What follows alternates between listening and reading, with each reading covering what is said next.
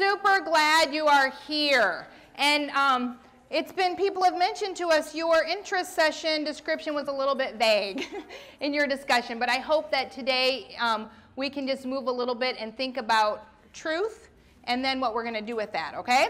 So right here, I have my box.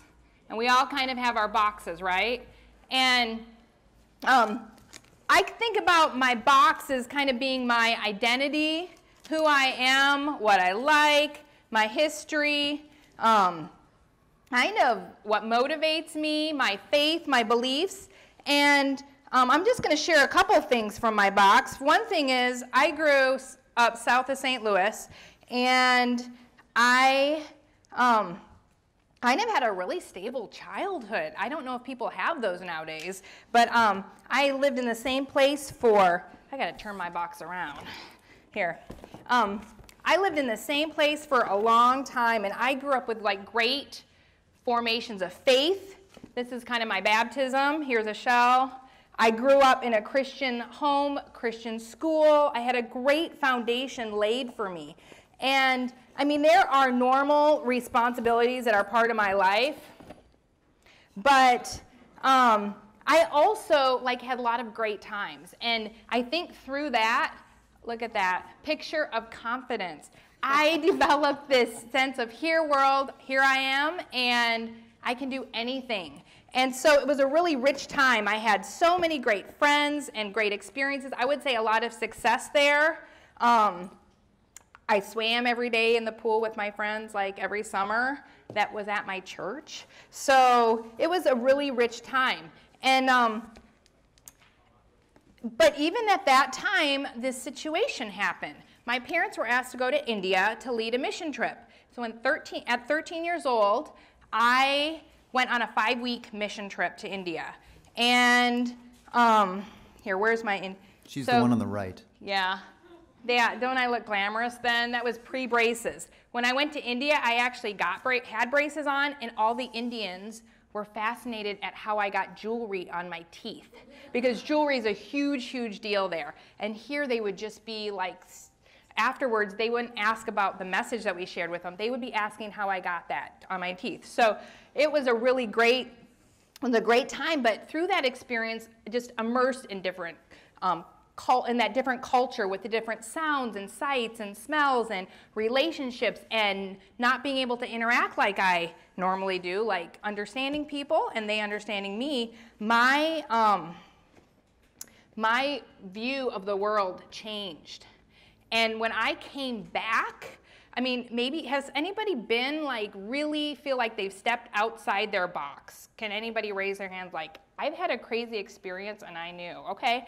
Well, I came back and my perspective changed. I realized the world is a whole lot bigger than my little community.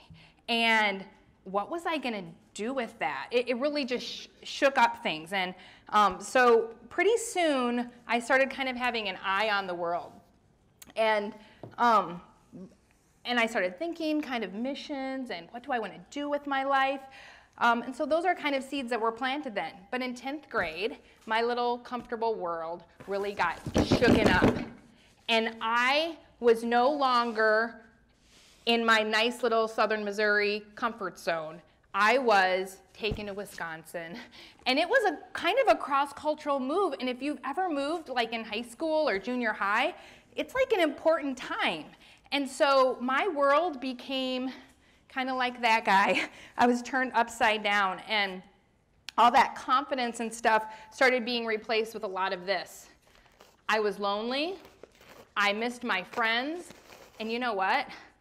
My home life absolutely stunk in so many ways. For some reason, things just went wrong at home. And here I was in a new place, not with the same support, trying to figure out, what do I do with my life? And one thing that happened during that time is I learned how to keep it all together on the outside and to be just torn apart on the inside, but not let people know. That actually became part of my box. I don't know if I would, it's kind of a skill that you learn, but it's also, I think, a dysfunction, and I struggled with it later in life as a result of that. So you can imagine if your home life isn't that great and you're really, you know, you want to get out of there. I was happy to go to college. I went to college to become a nurse, and Concordia University, Wisconsin. Oh, okay. And I met Nathan, and remarkably, he had had an experience that had put his eyes on the world. And we got married. We started doing this thing and got married and had a baby. And we started thinking, what are we going to do with the life? Lord, how can we like serve you? And we decided to join Lutheran Bible Translators. And we thought equipping people with God's word would be amazing, because when the missionary leaves, these people still can deepen their faith and grow. It's not just about our presence being there. And so we were super excited about that. We got sent to Ghana in West Africa. Now, the thing about going to Ghana, we had prepared a lot of years for this. We'd gone to linguistic school. We had to learn how to write an unwritten language, try that one, and how to learn a language that's not written down, so you kind of have to figure out how to write it and everything. We had done like cultural classes, anthropology, and we got there, and I will just tell you, this box of mine, it didn't matter. Everything was just thrown out. My strengths were nothing, because I couldn't cook a meal. You know, I had new ingredients to deal with stuff. This is actually right when we first arrived. That was 30 minutes before the panic set in. This is our new house. But my strength didn't count for anything. I always said I have more formal education than the village chief, but I can't cook a meal. I had 5-year-olds hand washing clothes better than I could have, like, in a whole day. Everything was new. I couldn't communicate with people. And even though I knew what to expect, the experience of it all just changed it and rocked my world. I started, do we have a picture? So this was my grocery store. I had to learn how to navigate the market. Okay, so getting food on the table was a huge thing. But I had to learn how to navigate the market, and eventually I did. I learned how to carry the stuff. You might not be able to tell, but that's a baby on my back. I learned how to put my babies on my back. I actually learned to identify the food and know what I was looking at, and then a further skill to actually cook something with it. So I didn't stay in that way, but it was great. And then to get places, we had to use these legs on little small paths. This was a bridge I had to cross. And I would get to go to really cool places, and this is really exciting. And I went to farms and helped the women with their farming tasks. So you can imagine, that was not at all a part of my world. This isn't how we farm in America. So when I'm saying my box was turned upside down, it was crazy. And I found myself in there with this paradox. And paradox is like the yin and the yang, you could say. I was making friends here. I'm sharing some of my skills while they were teaching me some of theirs, and I absolutely loved being there. It was exciting. It was an adventure, and I hated being there. It was lonely. I was out of my element so many times and so confused, and these things came together, and they were part of my identity now, living with that. And so that's kind of like a little bit of my story, and I just kind of to lay a foundation of our boxes.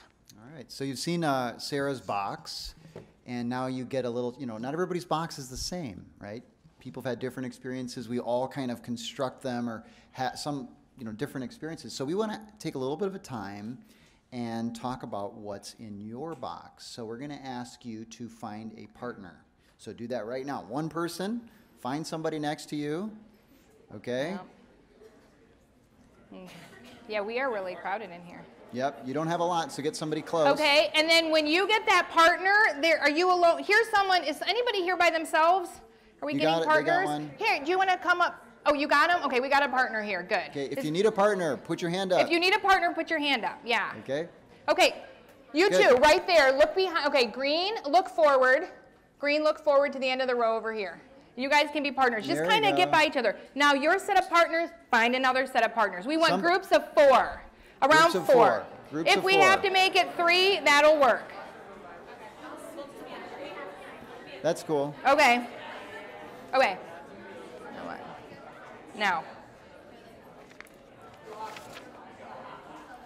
Okay, you're finding your groups?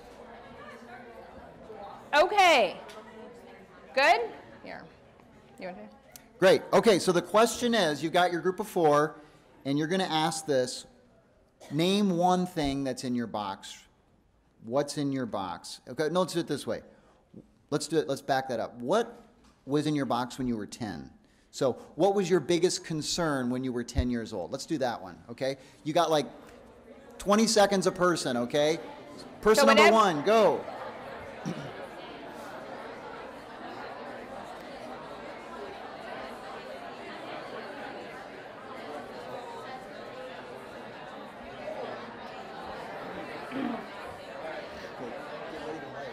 Go.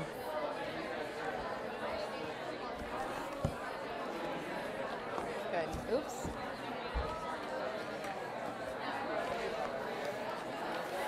All right. Person number 2, make sure you're going.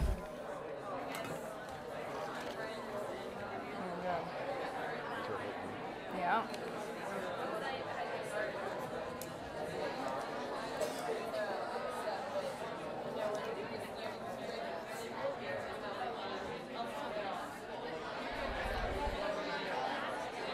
Person number 3, make sure you're going.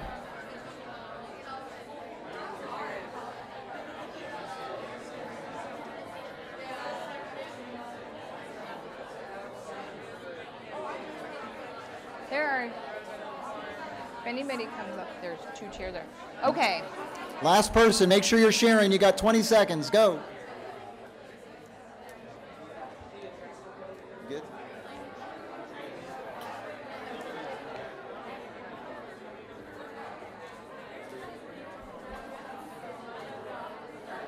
Okay. We're going to bring it back up here. Can some of you guys shout out and just tell me what was in your box or what was your greatest concern when you were 10 years old? Right here. Friends. Friends. What else? Yes, red shirt. Recess. Back corner. Webkins. Oh, yeah. Woo! Legos. Webkins, Legos. I don't know if I know how to spell Webkins. Moving. They moved when he was 10. Okay. Yes. Swim team. Cool. Okay, Nick, can you help us tape these up? Okay, we can move on. All right. Good. Okay, so we got another question for you. What is in your box now? Okay, so you were 10, now what's in your box now? Okay, go ahead, start sharing. Oh, I should have just stopped there. I'll put this on the back.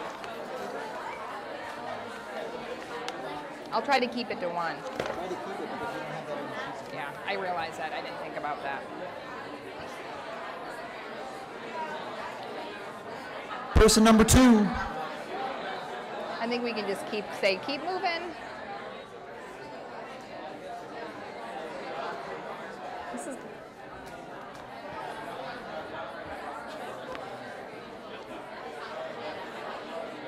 Keep moving along. Person number 3.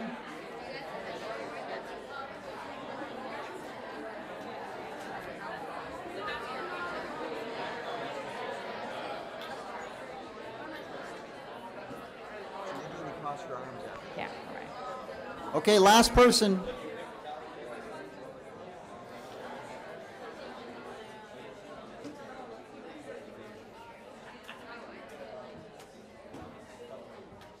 Okay, what were some of those things? What are some of the things in your box right now? Back there. Naps? Like we need one, right? What else? Right here, blue. College, yeah, that's a big one coming up for a lot of Black kids. shirt with the sunglasses. Trying to grow up by living life to the fullest, by staying mature, but at the same time living a little bit of immaturity just for the moment. Okay. Trying to grow up, maturity and maturity. That's good. That's good. Okay, front, center here with the sunglasses. Yeah. Ooh. Standardized testing.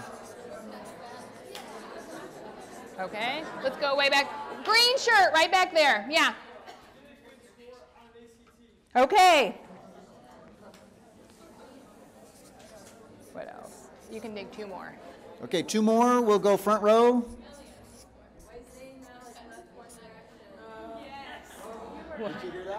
What, who Say it lost? again. Why Zane Mallet left One Direction. Did I say that right?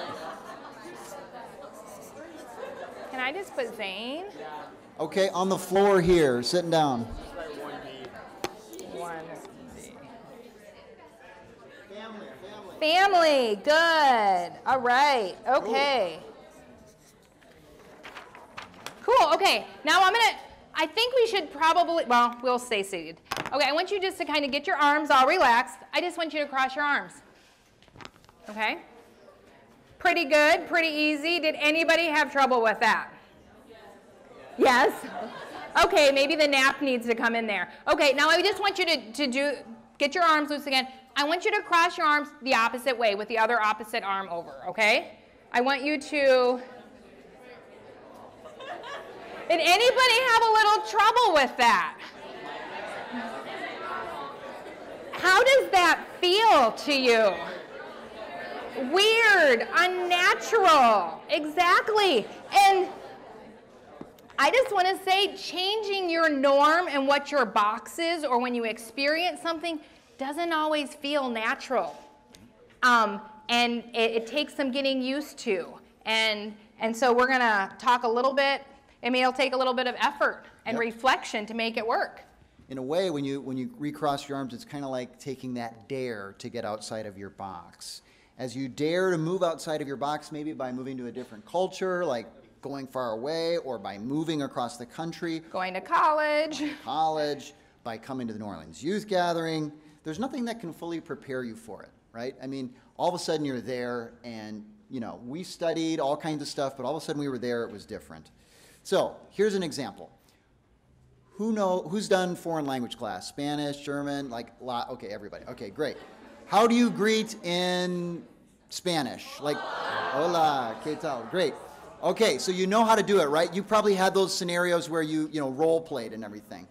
But now all of a sudden you're in Mexico City, and you walk into that room, and what do you do with your body, right? How do you greet when the whole environment is like, you just jumped into a different pool, okay? So we're going to show you, this is a little video clip of students, high school students from St. Paul Lutheran School in Concordia, Missouri. They dared to get outside their box and come as exchange students to the United States, and they knew how to greet in English, but you're going to find out it was a little bit different when they were in the flesh.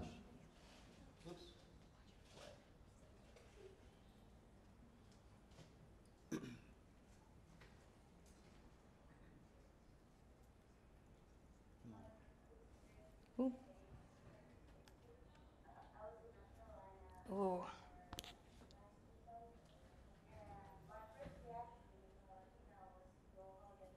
Doesn't sound good. Is it coming up there? Can you pause it? It's coming out of the projector. That sucks. Okay, we'll just pause it. We'll pause. Can you guys hear that at all? Probably not in the back. Okay. Okay. You know what? Just wait. Okay. So she came from where did she come from? Guatemala? She came from a place, and their greetings, Latin America, and she came and she went into a room for the first time, and she greeted everybody and said hello to them, kissing them on the cheek. Okay, how do you think you'd feel if that happened to you? That was her normal. She took the words and she put them with her cultural greeting, okay? And Americans were like, whoa. She said, because then she said, Americans have this little bubble around them, and you can't cross that, Right. And then there was another girl from Korea, and she went, she got into a room and was greeting people, and they shake hands. And all of a sudden, people were hugging her and welcoming her. And she thought, Why? Why? Why are people doing this? And she warned her friends when they came about that phenomenon about getting hugged and how it was different. And this guy, Lazarus, when he came he's used to a culture where you put your arms around, everybody puts their arms around each other, very close in proximity. And then in America, everybody kind of has this little like bubble, space bubble, you know? So, and they were all using the English greetings and kind of that interaction, but the body language and stuff made them feel like, whoa, I'm outside my box. He talks about having to like keep his arms close to kind of remind him, don't go up and start hugging everybody and putting your arm around him. This was all, is your normal really normal kind of idea. Good. So, obviously, in the flesh, it's a little bit different. And you get outside your box, you dare, you feel a little bit uncomfortable. The thing about boxes is like you never get past it. So we've been living, yeah, my box got flipped over like Sarah's when we moved to Ghana. But here we are, after living in Ghana and Africa for 10 years. I know how to speak the Komba language. I can do all kinds of stuff. But that doesn't mean I get a pass from, you know, this kind of change that goes on in our life. So what happened was we were looking at how to do a Bible study with people that would really, you know, kind of engage them in their lives. So we talked about what if we would study the Bible around a social struggle, around an issue that is bothering the community. So I worked with our translation team and talked about what are some of the things, you know, like people talked about water shortages in town, young women getting pregnant at school. There were a number of things that the translators listed. One guy said, hey, what if we did a Bible study with people living with disabilities? And, oh, by the way, I'm the chairman of the people living with disabilities in our town. I've been working with this guy for like 9 years. And, okay, maybe he told me that, but I never valued the fact that he was the chairman of people living with disabilities because he has a limp. He walks with a limp. He's had this problem when he was younger. And so we said, okay, well, that's pretty cool. Like, that's a resource we have among ourselves. Let's utilize that. So we said, what kind of Bible story would we read? What kind of text? You know what he said? He said, you know that story where Job's wife tells him, why don't you curse God and die? I think that would be really encouraging for the people. I'm like, okay. So like, okay, well, now we're in it this far. Let's see, what if we studied, you know, the issue of living with disabilities from the perspective of Job in Job chapter 2 and Job chapter 3. So we did. And here's what happened. What it was a whole set of questions, and we gathered this group of people. I don't know if you can kind of see the crutch in the middle. This was the group in northern Ghana, Bintiri, northern Ghana, studying this issue. Here's the first question. How does Job's wife's statement sound to persons living with disabilities? Okay, fairly simple question. It will pain you a lot. Somebody stands up and says, it would be better to end your life. Somebody says, I agree with the woman. Hey. Then we get the opposite. Don't kill yourself if God does not kill you. If you kill yourself, you don't have life after death. Once you're alive, you rely on God, but not on human beings. And then this woman, this older woman, killing yourself will affect your children. You know, which I thought, wow, that's pretty cool. But nevertheless, here we are asking this question, and when people start talking about, you know, ending their lives, I'm wondering, maybe this wasn't such a good idea. Like, maybe we shouldn't have done this Bible study. So my box was getting shaken up. It can happen in a big way. It can happen in a little way. It can happen at a major time in your life. It can happen when you're not expecting it. So here's the question. Has your box ever been turned upside down in a major or little way? We want you to, your group of 4, share about a time when you realized you were outside of your box. Mm-hmm. Okay? And just maybe you, okay, go ahead. Sarah. It doesn't have to be like really big. There might be something that comes to your mind, but one thing that might help clue you in is think about those times when you maybe had that feeling in your stomach, or you just felt like constantly anxious, or you couldn't sleep, or you know, those anxieties, those things that kind of like our body signs that say you are outside your box, sister. So put it this way, you can share about a time, or you can just share about what it felt like in your body. Okay? So let's go. Start sharing, first person.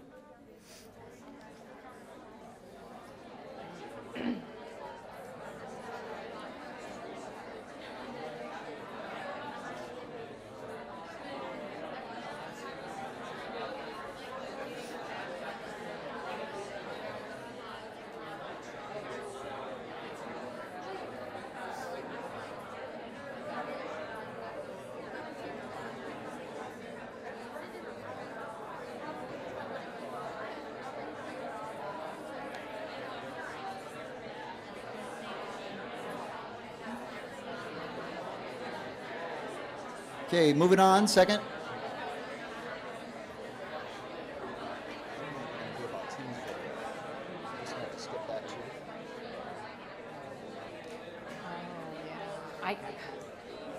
Because I can't reach it with this. I think we might have to.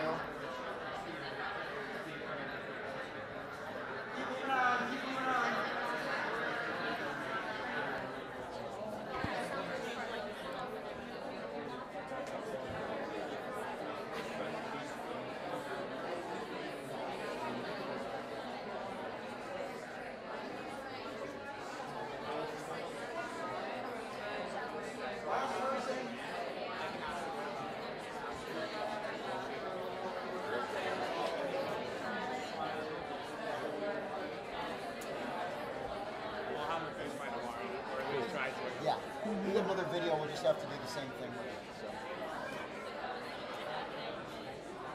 So. Okay, we'll bring it back up here and What are some of the feelings in your bodies or whatever you want to share? Yep. Loss of a loved one. Okay. Yeah, serious. Loss of a loved one. Yep. Being diagnosed with Diabetes. diabetes. Yes, sir. Having to move a bunch of times in like 3 main departments, but Yeah. it's like you're one of those people that isn't accepted, so it takes you so long to make friends. Yep. As soon as you do, you have to move All over again. Okay. Yes, in the back.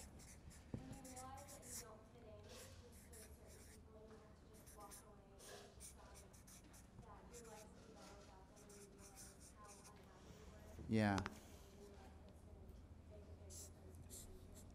Yeah. So like walking away from potential relationships because of that. Yeah, that's a big change. Okay. Another back here. Yep. Anxiety, depression. Okay. Okay. Yes, right there at the cross. Yep. Family member with cancer. Yeah. I can do Big. one. These are big things. Yeah. Good. Okay. Another in the back. One more. Learning how to trust other people around you. Okay. Very cool. Okay. So as she's finishing writing up about that, I want you to just to think in your mind now. What is a time? You know, we're talking about when your box got turned upside down, or really shaken up in a major or just a little way. What's something that might be coming up in your life? Something coming up in your life that could be, you know, a big change. Maybe we'll just shout these out instead of Yeah, doing why don't you groups. just How about shout we 'em just out? do that? Yeah. College, everybody. okay. In unison. What about you? I was gonna say college in another state entirely. Okay, so Okay. moving away from home and away. Yeah, right. November 1st. November 1st.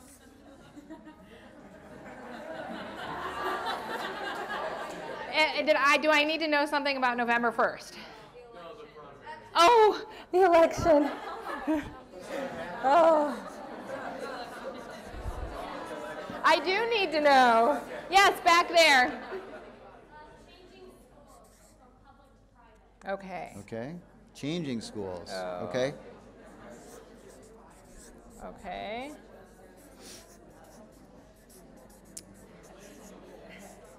Is there another buddy?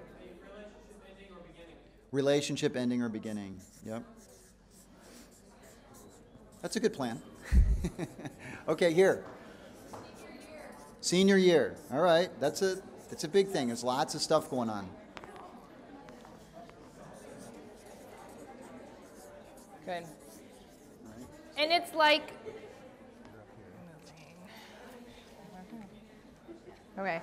Okay, so the temptation is, as maybe you've dealt with some of the experiences from your past, you know, from my high school and that, I'll just call it the dark time, I really still deal with that stuff today. I dealt with it 2 days ago because some issues came up and some of those patterns and things I learned and how it is. And one thing, the temptation is you get out in these outside the box experiences and the temptation is just to stuff it and to close it in and to ignore it. when you dare to not just step outside the box, because let's face it, we don't always have the choice. We are just outside our box. And the temptation can, we don't have that luxury. So what are we going to do with it? And I guess we want to challenge you to dare to kind of live with that ambiguity and wrestle with it. And ask, we can ask the question, God, are you here? And there are very many times for me where I thought, God, I know you're here, but I can't stop crying. And I don't know what to do about this. And like knowing he's there, but still having this and being, it's all there, it's okay. And that's part of the dare, to just kind of live in that. Yeah. So probably you're realizing it, just being here in a way is at least, upsetting your box a little bit. Just being here in New Orleans. What are some things that are different? Smell? The smell. Food. Eating different food. Humid and Humidity. heat. Maybe you're not used to that. With the hat. What? He's afraid he's going to get robbed. Okay, here. just different. Okay. The waffles. Locals. Local okay. people are different. Back corner. Less pollution. Okay, good. Okay. So there's some good things, right? That's also, think of positive and negative. It doesn't always have to be negative, right? It can be good. So things are getting changed. All right, yes? There you go. Étouffée. Is I saying that right? Yeah. There you go, Nolans. All right, good. Little Cajun, conchon. So things are changing just being in the South. Hey, what about traveling with people? Okay, some of you went on a bus. Anybody go on a bus? Yeah, right, a lot. Okay, so Wow. you're on this bus with people for like hours, and it's a big group. That's a change. Yeah. You're doing things you're not always used to doing. You're moving around in a convention center. Probably haven't done that before. Maybe you'll do it again in your life in the future. Okay, so things are getting shaken up, right?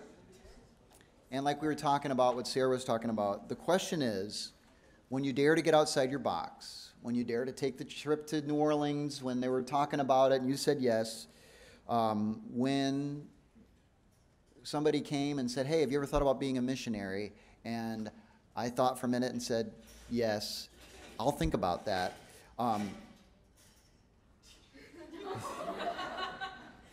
And then you get there and it's not what you expected. That can happen, right? Sometimes it's going to be great. Sometimes there's going to be the times when it's not so great. And oftentimes it's both. But the question is God there in those times? In those dark periods when the box completely flips upside down. Some of these experiences we talked about here. Is God there? When you're lonely, when the relationship ends, when the doctor calls and says it's cancer. Is God there? Does God care? We said that the tendency is to just rush when things are upset, just to stuff them back inside or push that box back into shape as quickly as possible or try to get it back into structure as soon as we can. And yet, we're saying that maybe in that experience, you actually have a chance, or God is going to draw closer to you than you might have experienced otherwise.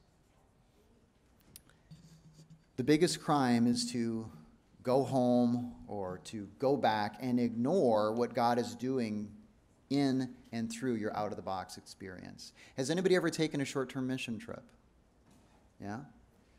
We've often experienced with some of our family members that as soon as you get back, you just get right back into your life and get as busy as possible. And you never take the time to process what happened when I was over there. Why did I get back and start crying when this and that happened? And you just don't think about it because you don't want to think about it or you don't have time to. Don't ignore what God is doing through those experiences, either in the past or in the future when you're going to be outside of your box. So look at your small group here right now. Mm-hmm. And you just shared about, things that are coming up. You shared about some of the biggest upsets in your life. Some of them were big, some of them were small. But think about in your mind for just a minute, what was the biggest upset in your life? Just think about it privately. And then say to your small group, or say to your partner, okay, God is with you. God is with you in that experience. Just say it to them.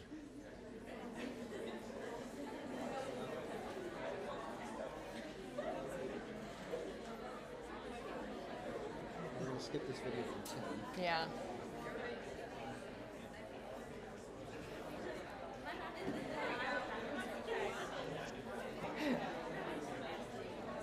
Okay.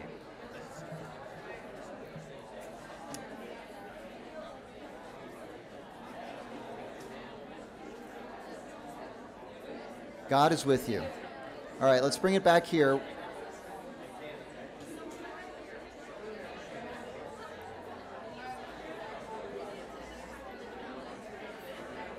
Okay. So God is with you. It's a very important thing to kind of always keep in the front of your mind. Yeah, when you're going through that experience, we have a video clip that we're not going to share with you because the sound doesn't work, but you can see this guy's picture. This guy's name is Tim Bain, and you can meet him over at the Lutheran Bible Translators box, or booth. Our booth.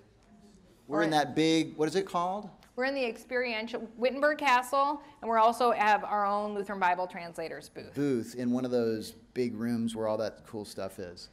Tim is one of the guys there, and Tim took a trip to Botswana. He was went to somewhere in college, I think maybe the middle or towards the end of his college career. He was thinking about being a missionary, and so he took a trip. What does LBT call it? Crossroads. They call it Crossroads, and I think 4 people came from different places and went to Botswana, and Tim had a pretty cool experience. He did some dumb things. He went to a Bible study in Botswana where they were studying the Tower of Babel. He said it was kind of interesting.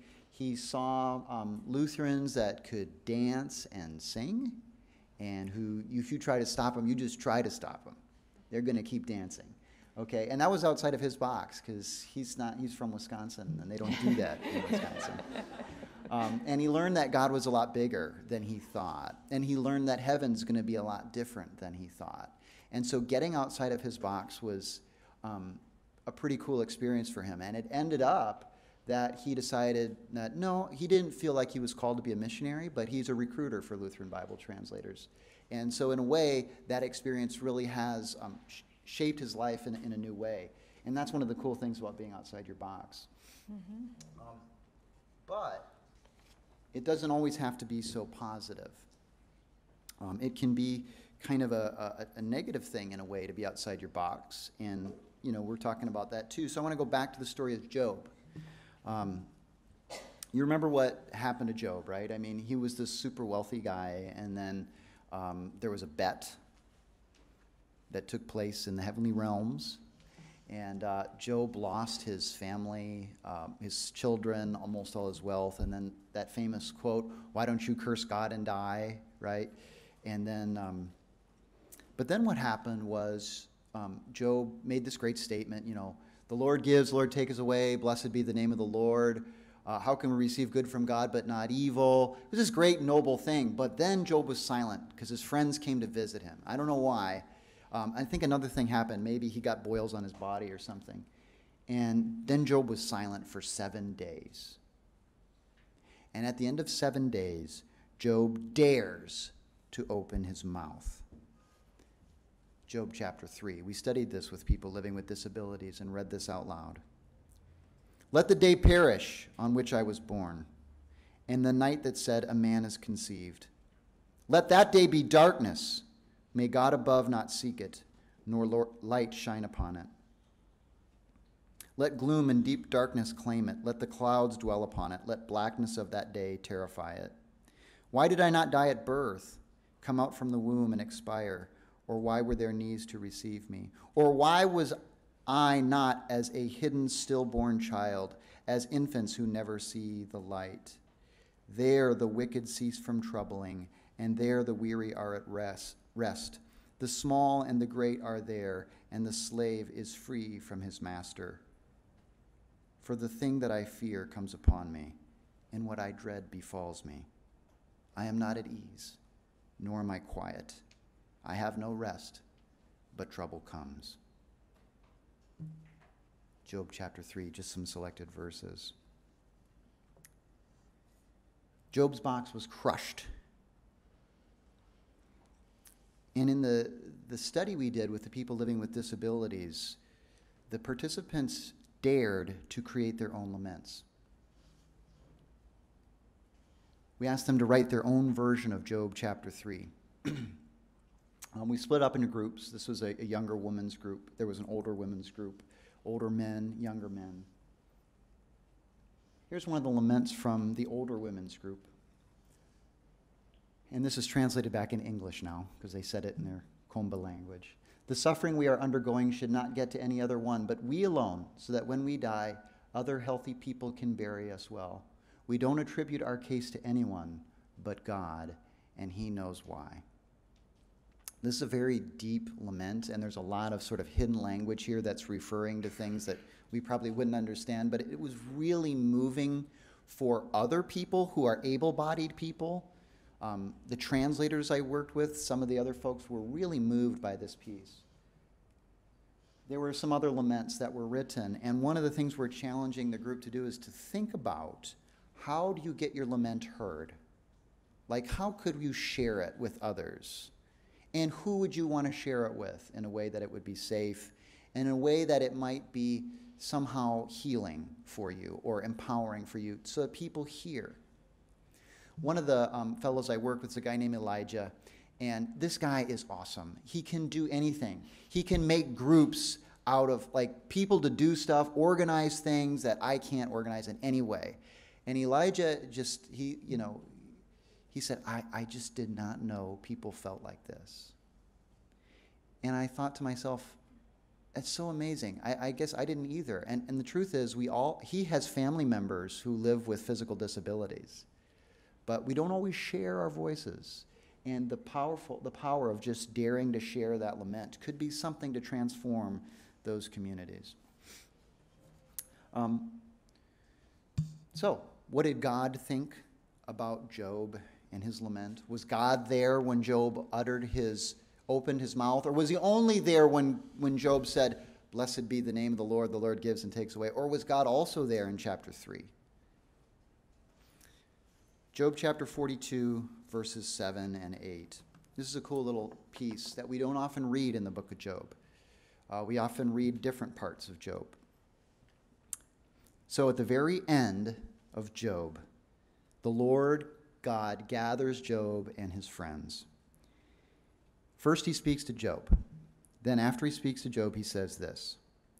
After the Lord had spoken these words to Job, the Lord said to Eliphaz the Temite, this is one of Job's supposed friends, "My anger burns against you and against your two friends, for you have not spoken of me what is right, as my servant Job has. Now therefore take 7 bulls and 7 rams, and go to my servant Job, and offer up a burnt offering for yourselves, and my servant Job shall pray for you.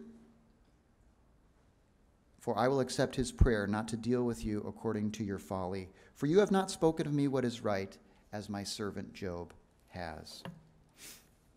We read that verse with the folks living with disabilities and asked them, what do you think God thinks about your laments? What do you think God thinks about the pain at your box in our world being crushed? And they had some really cool statements. Some said, "Banye bilan jim uing gaben numlai." I just had to write that one because it's so great. Those who are poor, God collects their eyes. It means God listens to them. It's like closer to the heart of God. And then another woman said, "Before today, I never heard that a poor person," that's kind of how they refer to themselves. "I never heard that a poor person can pray in church. But now it looks like God hears our prayers more than others." So God is present, even in the pain and lament. So what's your move going to be as you think about some of these changes and these outside the box experiences, even some You know, for me personally, one thing that I kind of constantly have to deal with because of my kind of home life, I have like forgiveness issues. Like I constantly have to keep forgiving, and that's part of my box. But what am I going to do? You always have these choices related to what's in your box and how you position them, because even that tough stuff through God can be just glorified. And if you know, how do you think God might be calling you right now to step outside your box? Some of you have said some really big things like college or moving or something, but if you think about how your life is normally, what is maybe something small that would put you outside your box? And here are some ideas to kind of get the mind going, because maybe you're thinking, I don't have a major move coming up. High school's going really well for me or whatever, but maybe it's to reach out to a person or group in your church or school or community. There are so many people on the fringes or outside that normal realm. Maybe you're even one of them, and you're like, how do I connect with people? There is that challenge and that dare to kind of step outside the comfort zone and try to connect. What about practicing a foreign language with a native speaker? You don't have to just leave the country to have a relationship. And through trying to do even an interaction like that, or taking your Spanish class and finding a place in your community where there are maybe immigrants or different workers, and trying to practice with them and engage with them may open up your world and help you step outside your box in another way. Or I mentioned forgiveness. Maybe there's someone in your life that has caused you pain. They may not even know it. And I would say stepping outside the norm of the world's box, because the world will say, don't forgive them, get back, or maybe just be tough. Sometimes you have to stop and deal with it and forgive. Write a lament. We have done that within our own family. We did a Job study for our family, kind of dealing with stuff, and we wrote a lament because we were grieving as a whole for something our family was dealing with. And this is like adults, extended family, but something as a group. Maybe there's something you want to talk about in your, as your youth group or the people you came with. What is something you guys want to do together to step outside your box? Yeah, okay. And then, or maybe you need to talk to a pastor or a counselor instead of just clamping up or holding that in, or I would say in high school for me, just putting on that facade and just being mush on the inside. Maybe you need to start processing that with someone. So these are all ways. Now what we're passing out to you, you see, I think we're gonna actually run out. But if you could write your name on the card, or write your address, your name and your address, this is not for our thing. We wanna send these to you later on as kind of a follow-up, because you're gonna get so much information in these next few days. We want to kind of remind you to put you back into this session where you can think about, what was I thinking then about my box? And you can write on there with these questions, dear, you can write your name or whatever. This is a reminder that God is with you, and as you consider stepping outside your box, what is your move? And think about, what is that move you want to make? Do we need pens? Hopefully a lot of you have pens. We have a few pens here too we can keep passing out. And just put that down. You can put a little bit or a lot. You kind of know what's going through your mind, and you can just stick it in there, and we'll take those, and we're not doing anything to these except putting a stamp on it and sending it back to you later on, okay?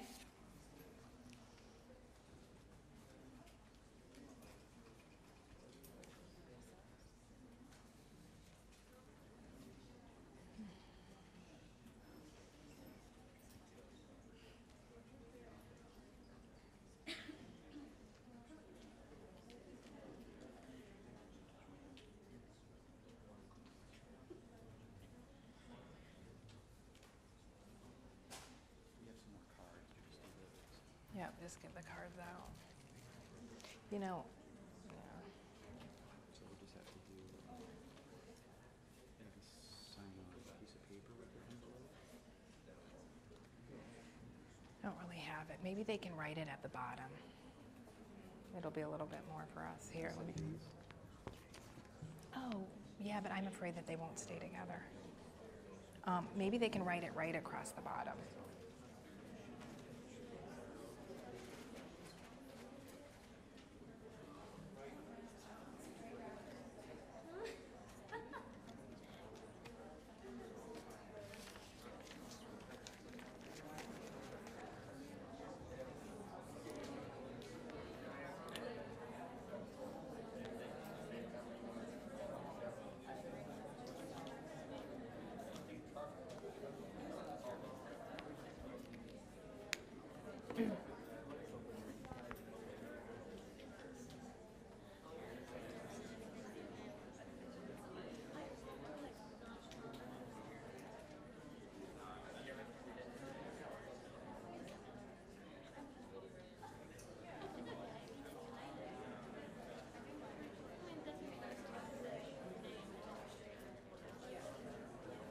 Are we out? Are we out of everything? Okay, so we are out. If you borrow a pen, we're going to need it back. We got one more here. But we can... Oh, I don't have a scissors. Oh, maybe I do. Here. We'll get resourceful here.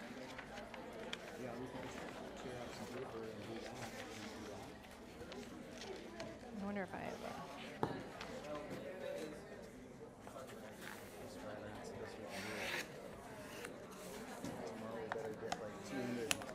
We can't have 135. Yeah, no, 135 is the maximum we can fit in the room. Okay. So, Why if that work? How many more do we need? If we tear that up, probably around 20 or 30.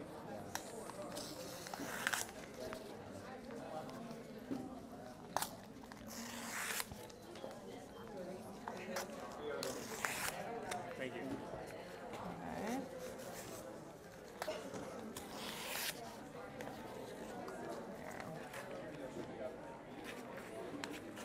Okay, here's some. And then we are getting close to the end, so I'm going to bring it to a close. Okay, we are so sorry that we ran out of stuff. That's what happens when it's your first time to the youth gathering. But we're going to hand out some just white pieces of paper. It's going to be this little scribble, and you'll remember how, like, whatever, we didn't have enough. But if you didn't get an envelope, just jot your address down right below it, like underneath the Bible verse. And we'll make sure you get this in a little bit, because we want you to just continue to process and really, as you encounter things, maybe stop and think, how is God here with me? One thing that I like to think about is that, like, the Bible is just full of story after story of people stepping outside their box, whether they want to or not. For Abraham, God called him to a land that I will show you. How vague is that? And yet he stepped outside the box and he followed, and he dared to do it and to just follow what God had for them. Somebody like Joseph, he got put outside his box simply by, I want to say, being rude or getting his brothers mad at him. And he was sold into slavery. He did not have control over that. But he did not have control over that. We have Esther confronted with the decision. Hey, on the way out, they can throw them in. If they have an envelope, they can lick it and close it. And Yeah. throw in the box on the way out. If you don't have an envelope, then you just drop it in. Here, why don't you hold up that box? Here, give it to me. One thing about our boxes with all these, you're going to put your cards in them on the way out, and we will get it back to you, okay? Or we'll send it in the future. But I want to show them the inside. One thing about, we have Esther, we have Peter and John, who Jesus called them and said, come on and follow me. And they stepped outside their box, which happened to be the shape of a fishing boat. And they followed Jesus and changed the rest of their lives and the lives of many other people. My life has radically changed. These are now friends that I have that I didn't have before. People that carried me and shared my burden. And even when I came back to the United States, which was a couple years ago, I felt totally outside my box. It's actually almost more comfortable to be in Ghana then versus being here. I've kind of even been in a time warp with technology. 10 years is a lot of time for how fast that goes.